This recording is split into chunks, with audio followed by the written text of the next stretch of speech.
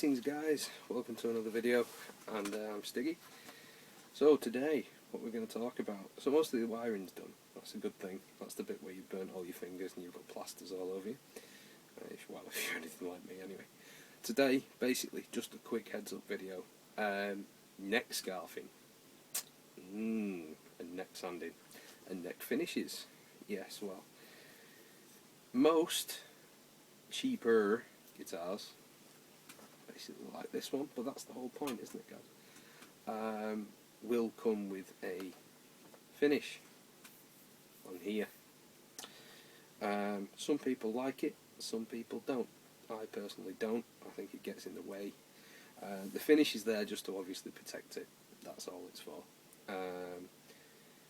Sometimes I like the feel of a you know, a sanded neck, or basically a raw neck, plus the fact you can put some oil on it if you want to, which I do with some of mine as well.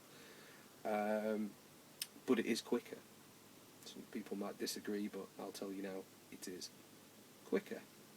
So in this video I'm going to basically give you the just a quick 101 on how to do it, the best way to do it, and that's it.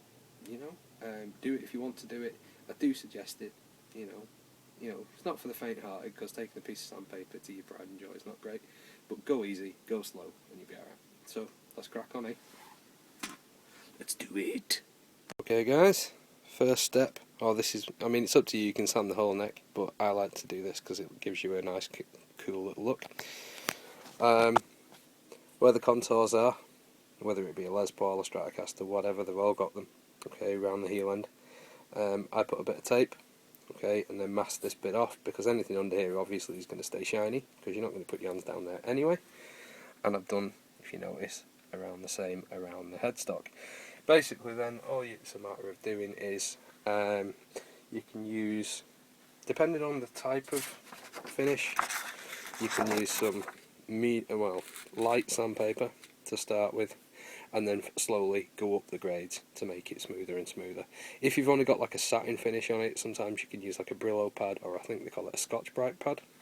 Put comments in the thing below if you're in America, I think it's a Scotch-Brite or something, and basically that just takes the edge off it, it makes it slightly more dull, and then gets down to some nice wood, so which means that you can actually put some oil, some gunstock oil or something like that, and it goes into there, and it just ages nicely. It feels nicer under your hands. So let's get down to it. I'm not going to show you the sanding, but I've gone for 100 grit, which is a little bit harsh because this is quite thick, and then I'll work my way up, and then that'll be it. So there we go. Okay guys, so we're ready to sand this now. Just a quick tip on this. Depending on how thick your finish is going to be, you know, if you're working on an LP like a Les Paul or an SG or something with heavy lacquer on the back, it might be worthwhile using like a cabinet scraper or something like basically like a razor blade or something to get through that thick nitrous covering. And then obviously when you get down to wood, then go from your sandpapers and stuff like that. A quick tip, if you haven't got radius blocks and stuff, and the whole idea of these video series is because, you know, you guys probably ain't going to have those. They do make life easier, but they are very expensive. The other thing that you can do, and it's important to do, it takes a little bit longer whilst sanding, but it's important that you don't change the radius on the back of the neck as well as the front of the neck. So if you get your sandpaper, just a short piece will do. And you need to pull it tight around the neck. Yeah, and what you want to try and do is keep it tight. Make sure that you keep that radius all the way around. Now the reason for that is obviously if you do it this way, which everybody seems to want to do it that way, but what you tend to find is if you go at it too heavy, you leave finger grooves in here, and believe me, you'll feel it, trust me.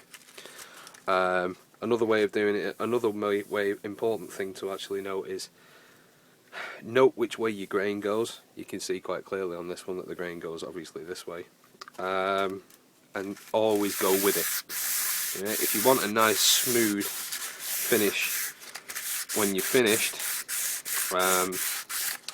just make sure you always go with the grain. Don't be going side to side and stuff like that, because you will leave scratches in it. I mean, you can get rid of those scratches, like, but you know, it takes a long time. And, you know, work smart, guys. Work smart. That's the main thing. But yeah, like I said, pull your sandpaper tight round the radius of the neck and work your way up. Same when you get to your wet and dry stage, if that's what you're going to do, and same if you are going to be using a Scotch-Brite pad or like a Brillo pad to do your final stages. Like I said, you just don't want to be wearing grooves into this thing, that's all. You can see it's coming out quite nice at the moment. I've still got a little bit around here, so a little bit more work, and then I'll check in with you. Okay guys, so yeah, cool. Let's get on with it then. Okay guys, here you go, last bit. It's taken me about an hour and 20 minutes. You can just about see where the shine is and where it's dull. It's up to you how far down you go, but that's it. Medium, well, light to medium sandpaper depending on the thickness, and then work your way up. If you want to actually do some wet and dry on it, it's entirely up to you, but this has come out quite smooth. If you haven't got any of that, get yourself a piece of sandpaper. It's only a couple of cents or a couple of p, and basically a Scotch-Brite pad out your kitchen, and then go for it. And that's it guys. Speak to you soon. That's